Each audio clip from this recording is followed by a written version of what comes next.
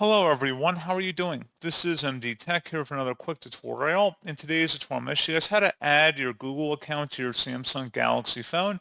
So a couple different ways on how to do it, and I'm just going to show you guys one method in today's tutorial. And without further ado, let's go ahead and jump right into it.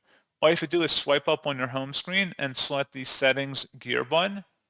And then you want to scroll down and select the Security and Privacy tile. And then scroll down again. Underneath Other Settings, More Security and Privacy, select that.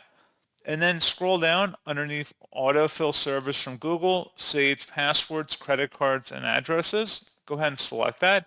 And then you will have to turn on autofill in order to enable this option below that says Google account, add an account. Go ahead and select that. And then just go ahead and sign into your Google account at this point. So pretty straightforward process on that, guys. And as always, thank you for watching. I do hope that I was able to help you out. And I do look forward to catching you all in the next tutorial. Goodbye.